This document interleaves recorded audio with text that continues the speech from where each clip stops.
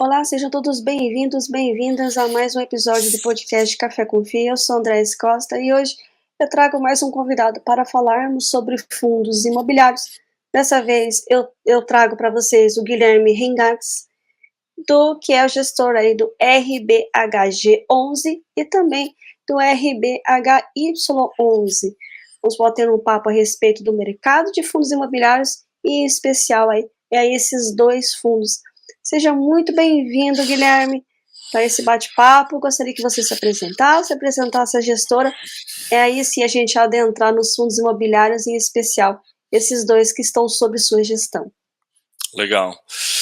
Bom, é um prazer estar aqui, André. Muito obrigado aí pelo convite. É muito bom falar com vocês e outras pessoas que representam os cotistas, pessoas físicas, e conseguem transparecer um pouco da parte de gestão para cotistas, pessoas físicas de fundo imobiliário.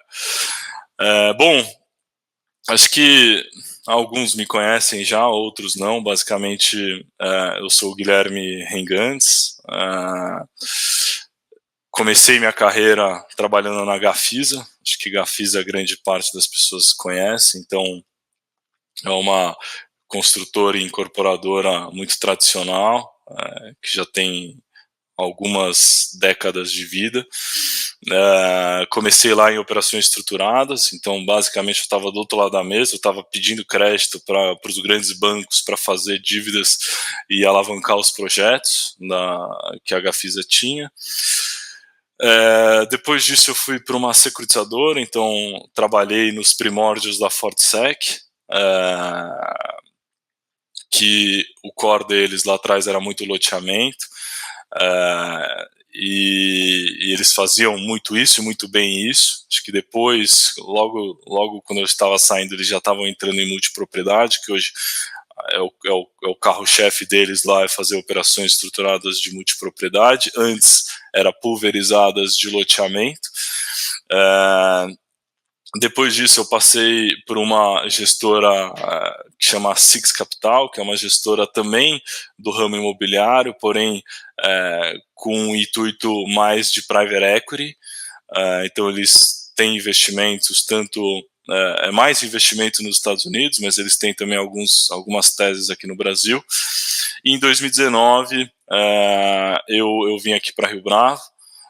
No meio de 2019 eu vim trabalhar aqui na Rio Bravo, mas com o intuito aqui de fazer toda a parte de operações estruturadas e fundos estruturados, tá?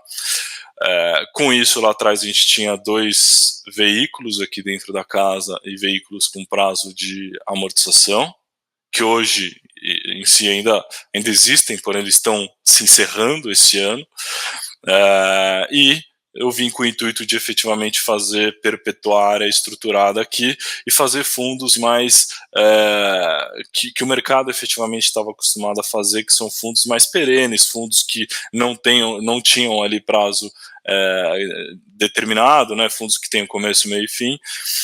E com isso a gente fez a nossa primeira oferta do nosso RBHG, isso em 2019, de 100 milhões. A gente começou efetivamente a nossa tese de crédito estruturado aqui dentro da casa. Depois disso a gente fez o nosso RBHY, que foi um ano depois exatamente.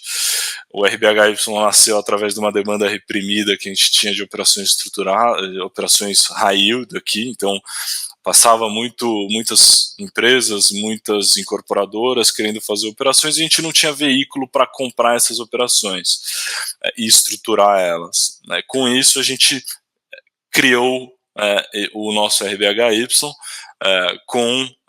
através dessa demanda reprimida, com o intuito de fazer um fundo high yield puro, tá? High yield que basicamente ali a gente faz financiamento de obra, securitização de carteiras de recebíveis. Então é um fundo efetivamente que tem um grau de risco um pouco maior. Com isso a gente foi fazendo follow-ons ali dos 2 fundos. Hoje a gente tem basicamente o RBHG com aproximadamente 200 milhões de patrimônio, o RBHY ali próximo de 180 a 190 milhões. E acho que o interessante comentar é que, basicamente, o HG ele tem um perfil de operações que são mais operações triviais, que a gente absorve muito essas operações que vêm de mercado, então é uma análise um pouco mais diferente, né? Um pouco diferente pelo fato de a gente olhar mais o risco de crédito daquelas determinadas companhias. E o high yield, depois a gente vai se aperfeiçoar um pouco mais, mas o high yield é mais grande parte ali das operações que tem ali dentro são riscos de projeto, tá? Ou seja, a gente financia loteamento, a gente financia incorporação vertical e horizontal, a gente financia parques de geração distribuída de energia, então é mais financiamento, com isso a gente tem um grau de risco um pouco maior. Mas acho que é isso um pouco, a gente tem basicamente 70%, 80% da nossa rotina que está sendo fazer o acompanhamento de todas essas operações que a gente tem nesses fundos. O restante do dia é tentando de alguma forma originar e estruturar, muito por conta do nosso RBHY, que a gente precisa fazer esse trabalho de originação própria, estruturação própria, para absorver essas operações dentro do nosso RBHY, que depois eu conto um pouco mais da estratégia. Sobre a gestora, acho que grande parte dos cotistas conhecem a gestora, é uma gestora bem tradicional, que começou ali no ano de 2000. Hoje, a Rio Bravo tem ali aproximadamente 13 bilhões de reais sob gestão, isso muito ainda focado na parte imobiliária de tijolo, tá? Então a gente tem a nossa família Rio Bravo, que é o nosso renda corporativa, renda educacional, varejo, então é uma caixinha para cada estratégia, um fundo para cada estratégia, e o restante, basicamente imobiliário, são esses 11 bi, o restante dos outros 2 bi são basicamente fundos de crédito, fundos de ação, fundos multimercados. Hoje, em crédito, a gente tem por volta de 1,2 bilhão de reais, sendo que desses 1,2 a gente tem aproximadamente metade disso em crédito estruturado, tá? E o restante em crédito privado e infraestrutura. Mas basicamente, contando aqui rapidamente sobre um pouco da minha pessoa e um pouco também da Rio Bravo como gestora, a gente está nessa forma. Mas antes de a gente se aprofundar nos dois fundos, como é que você viu o mercado de 2023 e como tem visto em 2024 os fundos de papéis como um todo? Como é que você tem analisado esse movimento do mercado? Que o ano passado, ali, principalmente no segundo semestre, ele foi muito positivo para os fundos de tijolos. Uhum. Abriu-se uma janela de oportunidades, tanto é que nós estamos ainda vendo, né, emissões de fundos de tijolos. Uhum. Como é que você viu enquanto gestor de papel? Vamos lá. Acho que no ano de 2023 foi um ano que pra gente aqui a gente não quis inventar roda, tá? Eu digo isso pelo fato de ter sido um ano bem desafiador no cenário de crédito como um todo, então a gente viu grandes empresas entrando em recuperação judicial, tendo problemas de crédito. Com isso, a gente, desde o início, foi muito mais cauteloso que inclusive alguns outros gestores, tá? Pelo fato de a gente ter resguardado muito mais as nossas operações do que efetivamente tentando fazer coisa nova, tá? E eu digo isso pelo fato de, no primeiro semestre, que foi um primeiro semestre complicadíssimo, a gente optou em visitar todos os nossos devedores, visitar todas as nossas empresas, fazer um acompanhamento mais próximo, sentar com o diretor financeiro, sentar com o sócio, sentar com o CFO, sentar com todas as nossas empresas do portfólio e fazer um acompanhamento muito mais na vírgula, reprojetando todos os fluxos, isso mitigando o nosso risco de ter um problema nessas operações. Então, foi algo muito mais cauteloso do que alguma coisa mais tentando reinventar num cenário que poderia dar um grande problema, tá? Então o primeiro semestre foi dessa forma, a gente estava com uma taxa de juros muito elevada, com isso trazendo mais risco para os devedores conseguirem honrar com aquelas prestações. Então foi um trabalho que a gente fez, a gente julga que foi um trabalho muito bem feito, com isso a gente não teve nenhum inadimplemento, nenhum problema de crédito no primeiro semestre.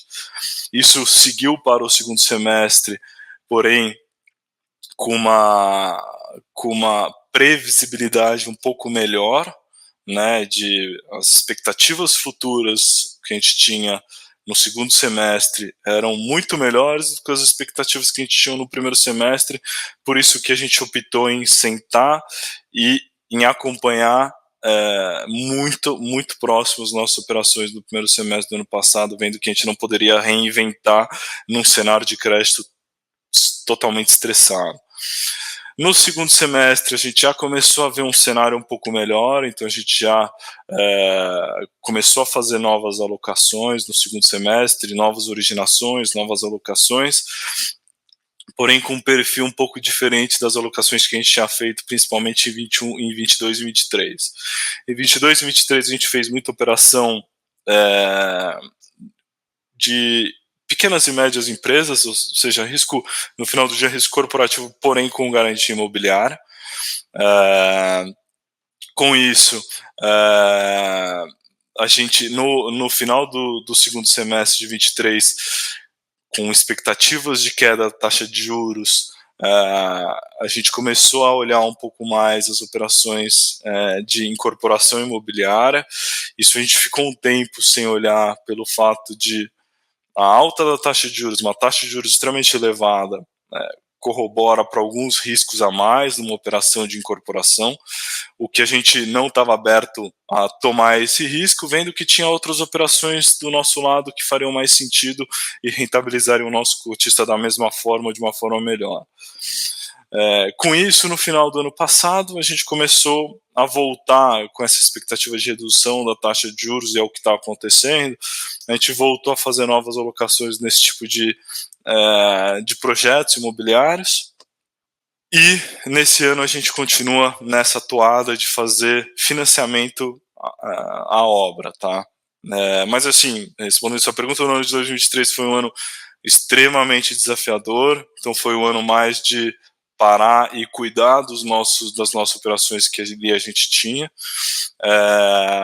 No ano de 2024, a gente tem uma perspectiva muito mais positiva, né? Principalmente quando a gente olha no cenário de crédito e uma taxa de juros extremamente elevada.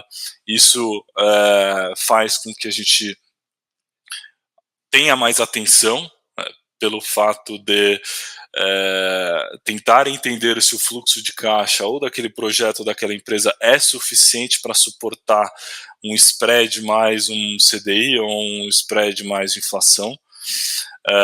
Porém, agora, como a gente está com o mercado mais se normalizando nesse quesito de taxa de juros e também de inflação, a gente conseguiu ver que a inflação de março veio abaixo das expectativas, isso acaba sendo um ponto muito positivo para a economia macro.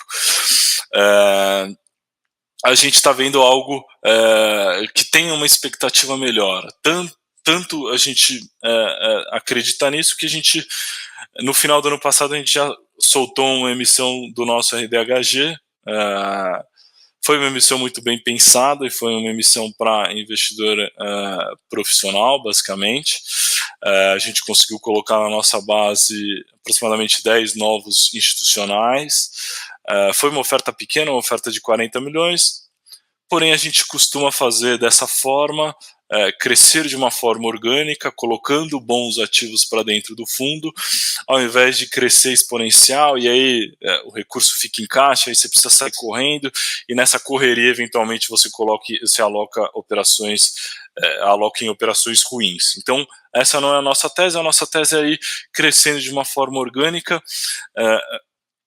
com operações já firmadas, então quando a gente sai com a emissão, a gente já sabe as operações que a gente tinha ali no nosso pipeline, e com isso a gente costuma sempre rodar dessa forma,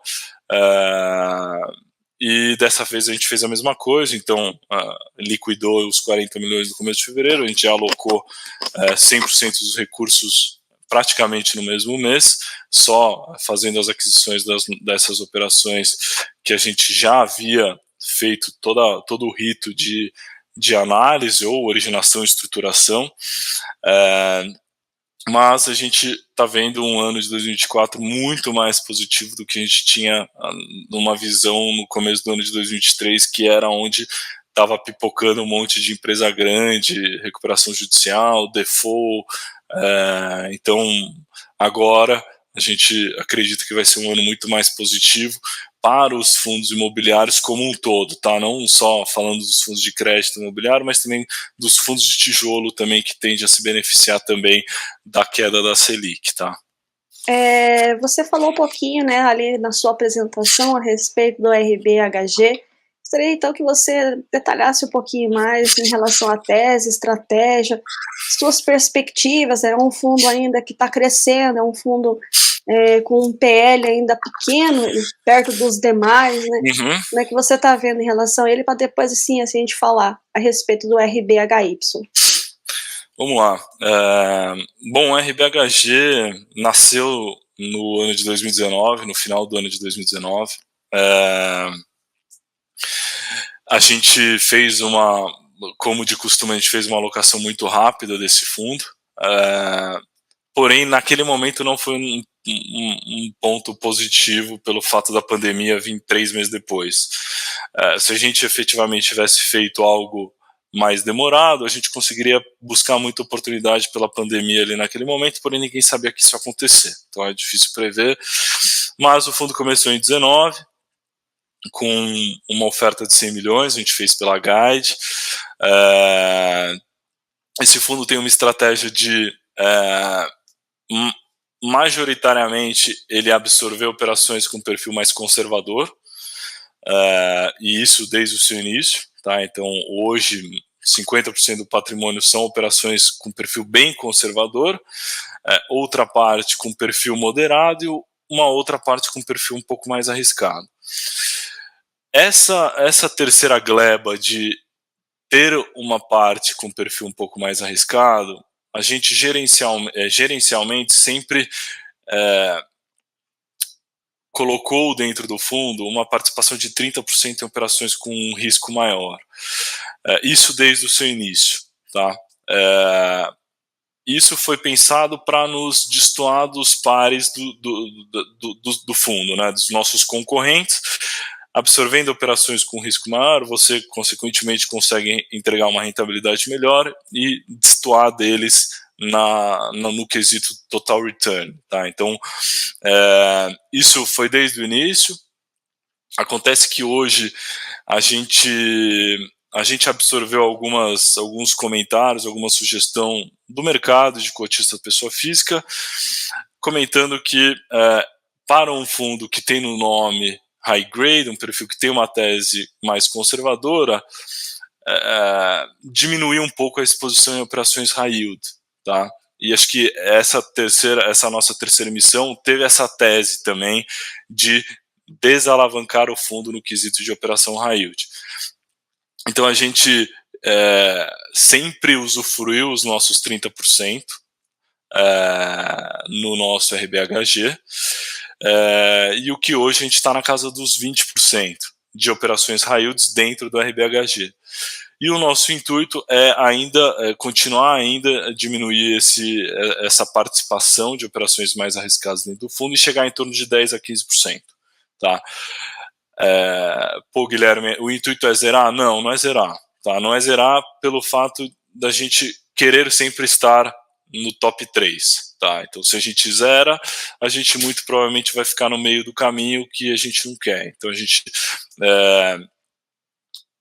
quer manter uma participação de operações high yield dentro do RBHG, porém uma participação metade do que a gente usualmente fazia, tá? Que é usufruir os 30%, agora a gente está nos 20%, a ideia é chegar entre 10% a 15%.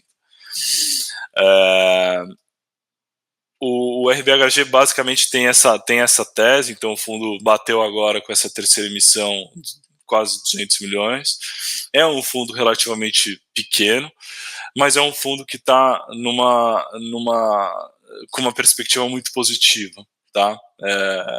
Primeiro, ele vem ganhando muito cotista, então a gente teve quase 2.500 cotistas a mais no ano passado, o que para a gente esse indicador é muito, muito, muito importante. Então a gente quer continuar crescendo a nossa base de cotistas, isso vem sendo feito todos os meses. Isso mais pensando e vislumbrando uma liquidez melhor para o fundo, mesmo hoje já tendo formador de mercado. O fundo, os dois fundos têm formador de mercado, a função ali do formador de mercado que faz um trabalho excepcional para a liquidez. Mas o fundo tem essa estratégia, tá? Então o fundo basicamente investe em operações com perfil mais conservador, tem essa pequena parcela de operações um pouco mais arriscadas, mas a tese dele é para um investidor que não quer muita volatilidade e quer algo muito mais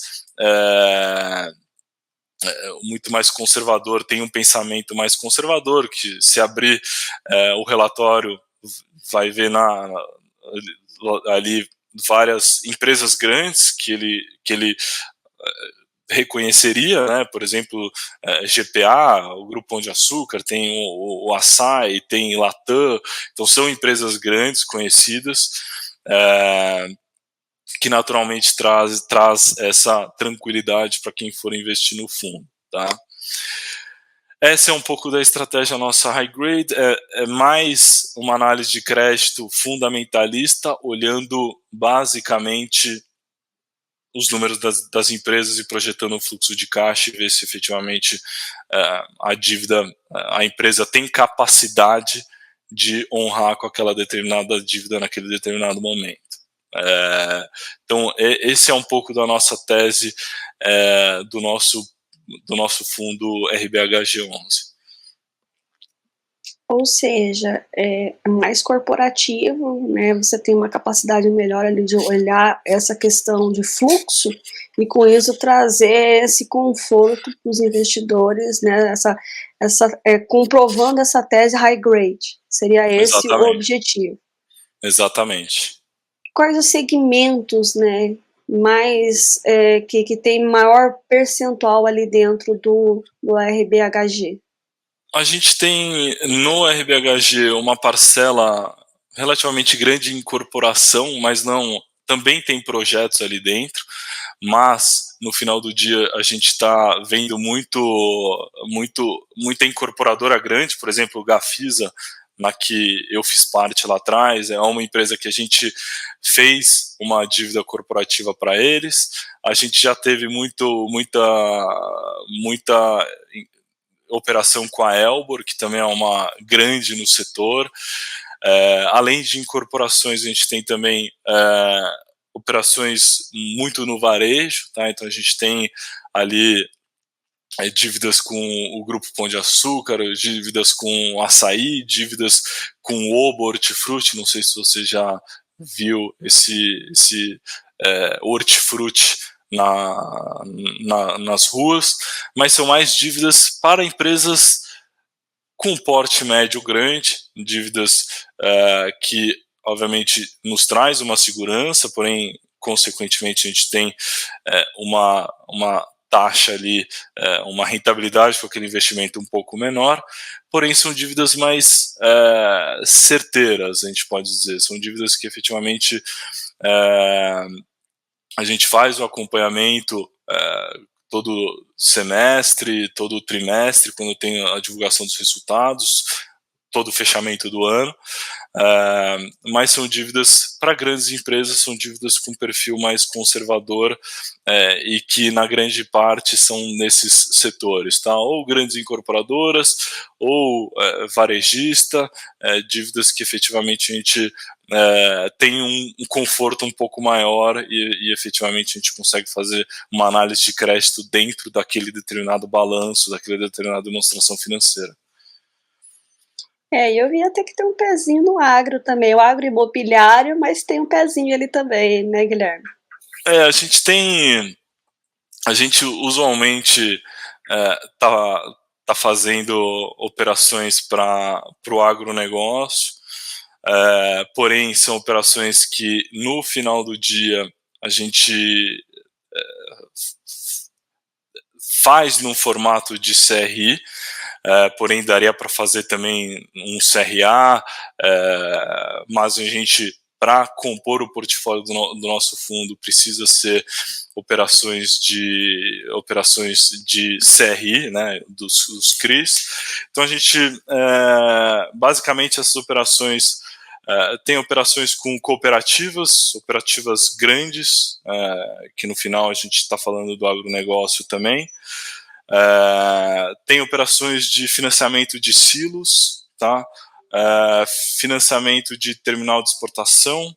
Então são operações maiores para grandes empresas que no final do dia você está financiando alguma obra ali na ponta final. Tá? Então acho que isso é um setor muito pujante no Brasil, acho que todos sabem isso, e que para o nosso perfil um pouco mais conservador, essas operações acabam fazendo muito sentido, que por trás delas tem grandes empresas ou pagando aluguel, empresas internacionais, então acaba sendo efetivamente operações com perfil mais conservador, embora você esteja financiando algum projeto ou financiando a própria empresa, a própria cooperativa, tá? Mas sim, a gente tem também um pouco do nosso portfólio ligado ao agronegócio. E perspectivas para 2024 de crescimento profundo, janelas de boas oportunidades em 2024 com essa queda da Selic que você pontuou a respeito? Sim, para o ano de 2024 a gente está bem positivo, tá? Então a gente já acabou de sair de uma oferta, basicamente a gente fez os 40 milhões de emissão e conseguimos captar os 40 milhões. Com isso, neste momento, a gente está gerando valor para os cotistas atuais e para os novos cotistas, então é isso que a gente quer. Neste momento, sem previsões de fazer novos crescimentos, e sim, efetivamente, rentabilizar o nosso cotista da forma que a gente propôs, tanto com o intuito da terceira emissão de cotas, como também para o nosso cotista que já estava dentro do fundo e quer rentabilizar o dinheiro deles. Então, neste momento é um momento muito mais, como eu comentei no começo, a gente não quer dobrar o PL, triplicar o PL numa janela de curto prazo, porque você acaba alocando em coisas que talvez não façam sentido.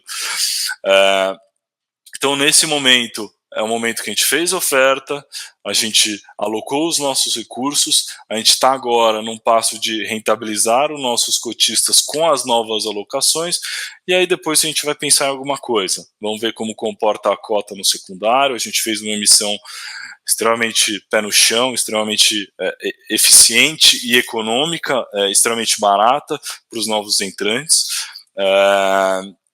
Então esse momento é um momento de rentabilizar a nossa tese que a gente apresentou, e aí depois, no segundo semestre, vamos ver como comporta ali tanto o mercado como a nossa precificação no secundário, e aí a gente pode pensar em alguma outra coisa ali na frente. Mas nesse momento não, esse momento é mais um momento de rentabilizar os novos entrantes e os nossos cotistas que estavam antes da terceira emissão de cotas. Maravilha. E agora, Guilherme, vamos falar aí, né, sobre o RBHY, né?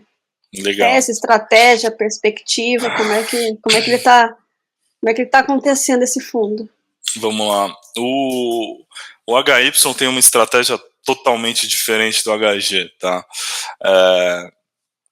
Basicamente, o HY é um fundo que nasceu, como eu comentei no início, através de uma demanda reprimida de operações estruturadas high yield dentro de casa. Com isso, a gente fez a nossa primeira emissão de 60 milhões, depois fizemos mais uma de 100 milhões, depois fizemos mais uma de 30, então o patrimônio dele é dos 180 a 190 milhões. Basicamente, dentro dessa tese, são operações proprietárias nossas, tá?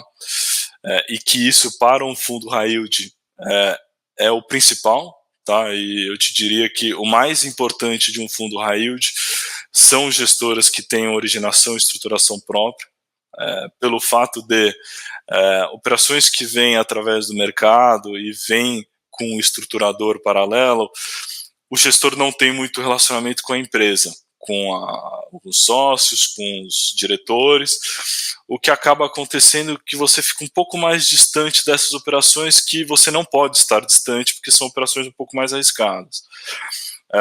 E o nosso diferencial aqui para o RBHY é esse. Então, a nossa originação, a nossa estruturação é muito ativa para esse fundo. 80% do PL ali são nossas operações que a gente, de alguma forma, originou, estruturou e incorporou ela dentro do fundo.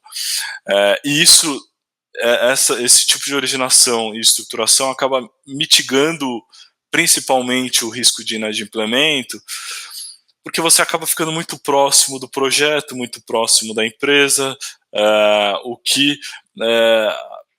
você acaba sabendo tudo o que está acontecendo ali. Diferente de operações que vêm de mercado, que você não tem essa clareza do que está acontecendo, se o projeto está indo legal, se a empresa, como são empresas menores, pequeno, médio porte, se as empresas estão indo bem. Então, na nossa visão aqui, para um gestor de um fundo high yield, você precisa ter uma mão em originação e estruturação para fazer essa composição entre o patrimônio do fundo e essas novas operações, e sempre manter o acompanhamento delas semanal, quinzenal, mensal, nunca dar um espaço muito grande dessas ligações. A gente costuma aqui não ficar pegando o telefone e ligando, e sim, a gente costuma ir nos nossos projetos, ir nas empresas e efetivamente fazer um acompanhamento muito próximo. Para o ano de 2023, a gente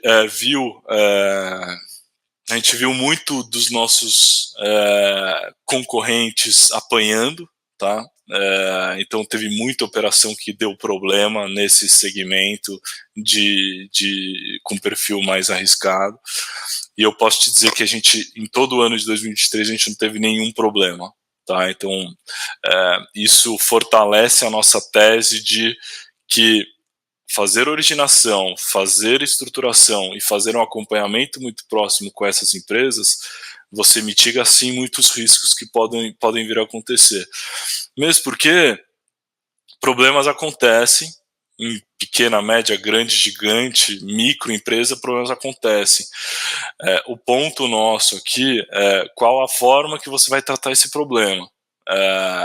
E se o problema tem solução, primeiro. O primeiro ponto é ver se tem solução. Para esse tipo de operação, os problemas acontecem e a gente vai solucionar os problemas ao invés de dar um grande problema, que aí é uma execução de garantias e tudo mais, que a gente sabe que é algo que dá muita dor de cabeça, dá muito trabalho, porém no final do dia você reaver grande parte dos recursos que você investiu.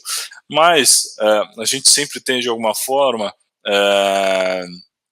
mitigar esses problemas, sentar com a empresa, entender as dores das empresas que eventualmente estão passando ali por um problema um pouco mais difícil, uma dor de barriga, e tenta solucionar esse problema colocando a operação de volta nos trilhos, tá? Porém, você só consegue fazer toda essa mecânica a partir do momento que você é muito próximo daquelas empresas, né? Se você está afastado, é mais difícil você ter esse relacionamento, é mais difícil você sentar com eles e é mais difícil você resolver esse tipo de problema. O que pra gente, como a gente é muito próximo de todos os nossos devedores, isso acaba se tornando algo relativamente simples. Então, quando a gente sente que tem algum problema ali acontecendo que precisa ser resolvido antes de tornar um grande problema, a gente opta em sentar e negociar e efetivamente resolver o problema na raiz do que deixar o problema crescer e efetivamente se tornar um grande problema. Então esse é um pouco do nosso modus operandi, principalmente para o nosso RBHY. Como eu comentei, no ano de 2023, vários outros fundos com o mesmo perfil tiveram grandes problemas. e eu costumo dizer que a gente entrou na onda, no tubo, no mês de janeiro de pé, e a gente saiu no mês de dezembro ainda em pé, tá? Enquanto a gente viu outros concorrentes caindo, sendo levado pela onda no meio do caminho. Então,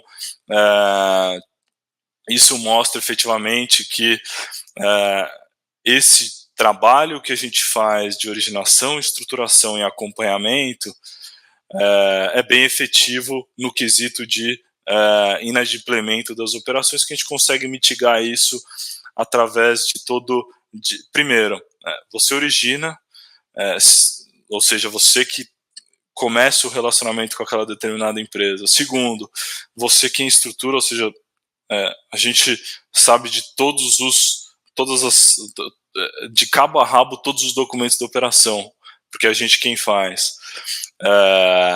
E terceiro, se você continuar com o acompanhamento muito próximo das empresas, você tem o relacionamento, você tem tudo que está nos documentos, e você acaba ali mantendo ali muito próximo do devedor, o que você acaba no final do dia tendo esse risco menor, ou seja, hoje a gente está falando de um portfólio de 30 operações e que todas estão pagando recorrentemente todos os meses, todos estão registrados, todas as garantias estão sendo tão regularizadas de acordo com os documentos, pelo fato da gente ter estruturado e da gente acompanhar todos esses registros, além de também fazer todo esse acompanhamento junto com a empresa.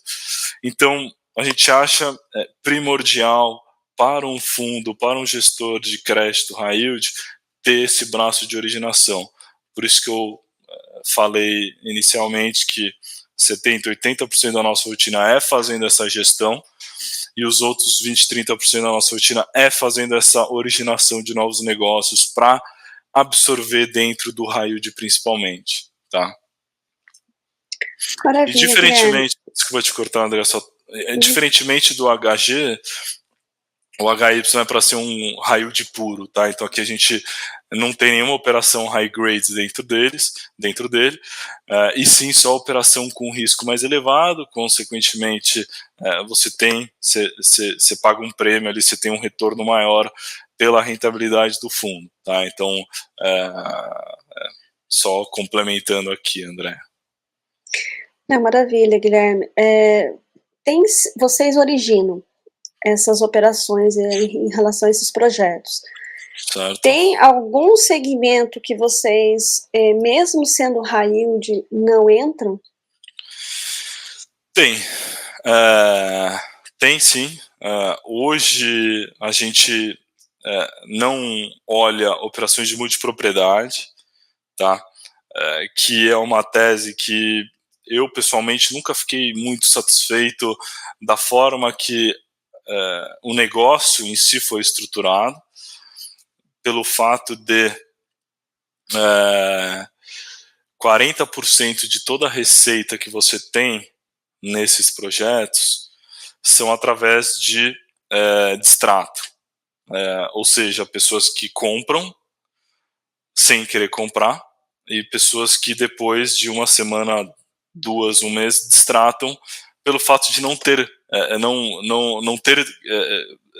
ter feito aquela compra efetivamente, ter assinado o contrato, porém ela não queria ter aquele imóvel, não queria ter aquela estrutura, não queria ter aquelas cotas de multipropriedade.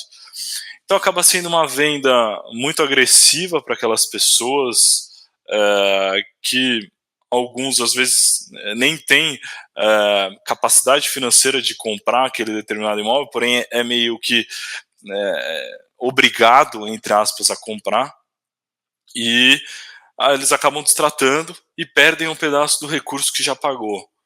Então, na minha cabeça, a forma de venda é uma forma errada, tá? Sim, você acaba prejudicando uma grande parcela das pessoas que compram esse tipo de projeto, que acabam comprando sem querer comprar e depois tem que destratar e acabam perdendo dinheiro. Ou seja, 30%, 30% a 40% dessas operações tem o resultado em cima desses distratos, ou seja, em cima de pessoas que saíram do negócio insatisfeitas. Então, assim, A tese é um negócio que para mim não faz muito sentido por conta disso. Diferentemente de multipropriedades de alto padrão, né, que são muito poucas, tá? Multipropriedades de alto padrão são projetos que as pessoas que têm recursos financeiros e que compram aquela determinada cota, que é diferente de uma cota de médio baixo, ou seja, ao invés de ficar 1-2 semanas por ano, que nem médio baixo normalmente, usualmente é vendido, na de alto padrão você fica 3, 4 cotistas naquele determinado imóvel, ou seja, aquela pessoa que comprou pode passar por ano 3 meses ou 4 meses por ano. Com isso, a sua cota daquele chalé, daquele bangalô, daquele apartamento alto padrão, daquela casa grande, acaba sendo um valor relativamente grande. Então, assim, não é o cara que investe 10, 15 mil inicialmente, e sim é o cara que inicialmente paga R$1 milhão. Ou seja, o cara pensa, o cara faz conta, o cara vê se faz sentido fazer essa aquisição dessa multipropriedade de alto padrão. Aí é outra coisa.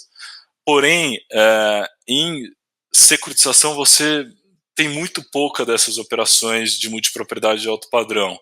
Você tem mais aquelas tradicionais de milhares de cotas, que essa tem mais aquela tese do distrato que para mim acho que não faz sentido, e a nossa cabeça aqui, para quando a gente está montando uma operação, é que o negócio seja bom para todo mundo, tá? Todo mundo quem? Primeiro, você tem o comprador daquela determinada unidade de apartamento, ou aquele terreno, daquele loteamento, precisa ser bom para ele. Consequentemente, também precisa ser bom para a loteadora, para a incorporadora. Também precisa ser bom para o fundo e, consequentemente, para o nosso cotista. Ou seja, tem todo mundo no final do dia, aquele investimento precisa ser bom para essas 4 pessoas, tá? Se for ruim para uma delas, para a gente não faz sentido, tá? Então a gente gosta de entrar no investimento que efetivamente todo mundo saia satisfeito. A partir do momento que a gente financia uma multipropriedade, você vai ter na ponta final esses 40% que vão sair, xingando ali o incorporador ou o dono que fez aquela multipropriedade. Então, para a gente não faz muito nosso perfil financiar esse tipo de empreendimento, e sim fazer um negócio que seja produtivo e seja benéfico para todos os lados, né? Tanto gestora, como cotista dos fundos, como empreendedor e como comprador daquelas determinadas unidades. Então essas quatro pessoas efetivamente precisam sair satisfeitas daquele negócio. Então é um pouco dessa nossa tese, e é por isso que as nossas operações tendem a dar menos problema, porque você estando com todas essas 4 pessoas satisfeitas, você mitiga o problema de dar de crédito ali naquela determinada incorporaçãozinha no interior do estado de São Paulo, por exemplo, que no final o comprador daquela unidade vai estar extremamente satisfeito com aquela compra, consequentemente o incorporador também vai estar satisfeito com aquela venda, e com isso a gente fomenta aqui um CRI saudável. Tá? Então, usando tendo essas 4 pessoas como pessoas satisfeitas com o investimento, a gente entra no negócio. A partir do momento que a gente vê que um ou outro vai ficar insatisfeito,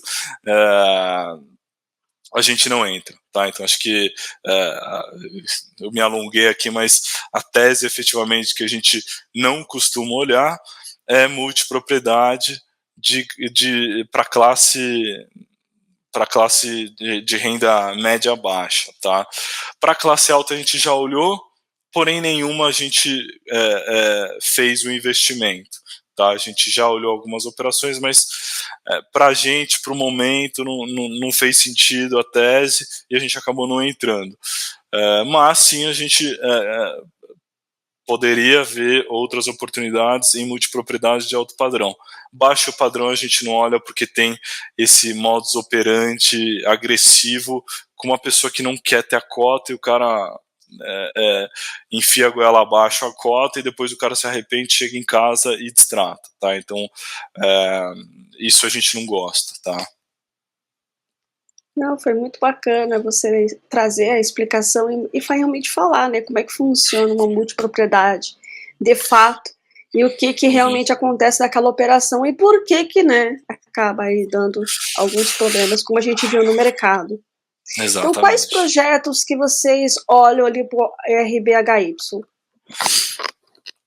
Para o Que vocês olham, RBHY, não, que vocês estruturam, né? exatamente. Para o RBHY, a gente, como eu estava comentando, no ano de 2022, 2023, a gente olhou muita dívida corporativa para pequenas e médias empresas, tá? Isso a gente fizemos boas alocações nesse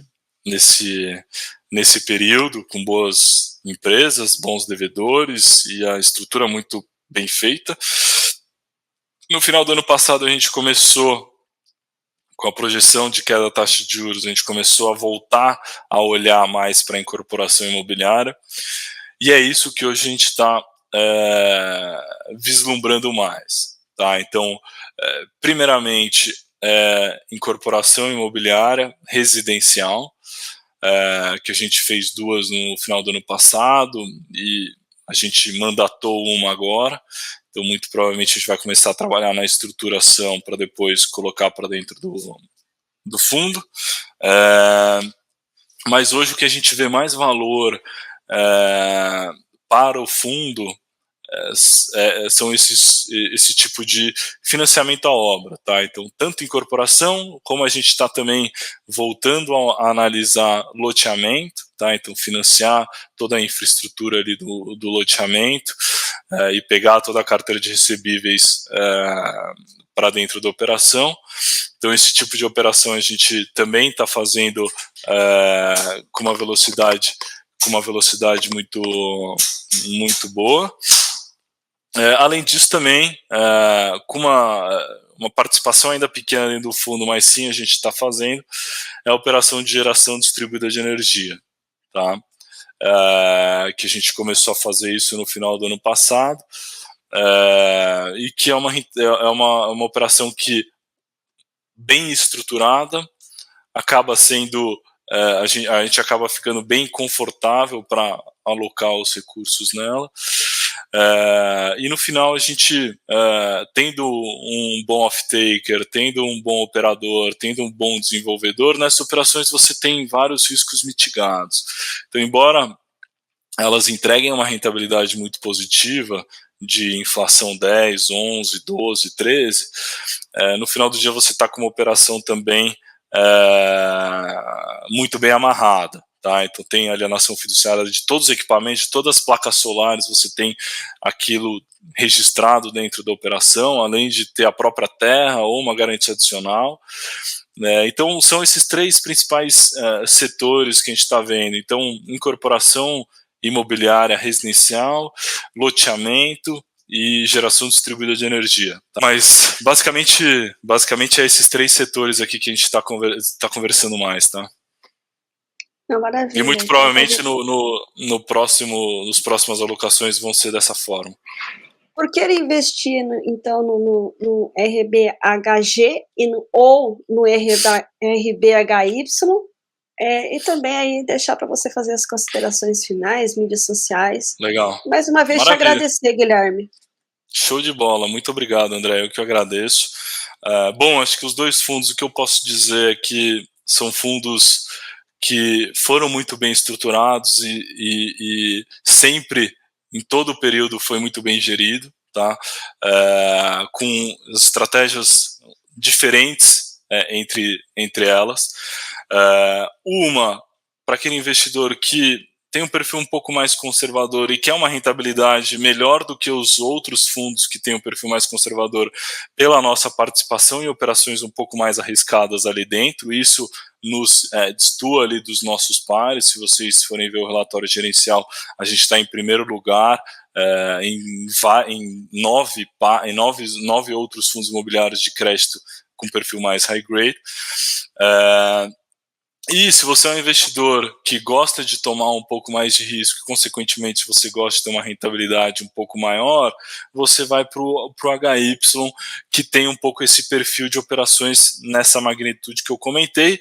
Porém, no final, se você tiver uma boa gestão, fazendo uma gestão extremamente ativa de todos os ativos do portfólio, você acaba mitigando o risco. Então, primeiro, acho que a entender um pouco a cabeça do gestor desses fundos que esses investidores tendem a colocar o recurso, para depois tomar a decisão de investir ou não investir, tá?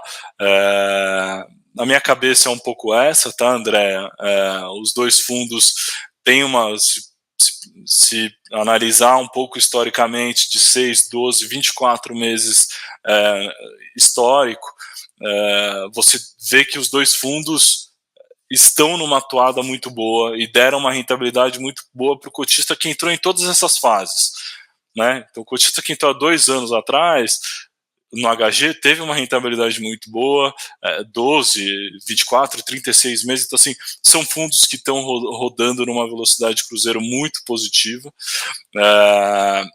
Todas as operações ali dentro estão adimplente, estão com todas as garantias registradas, tudo formalizado, e sim, o que eu posso dizer basicamente é que o fundo está indo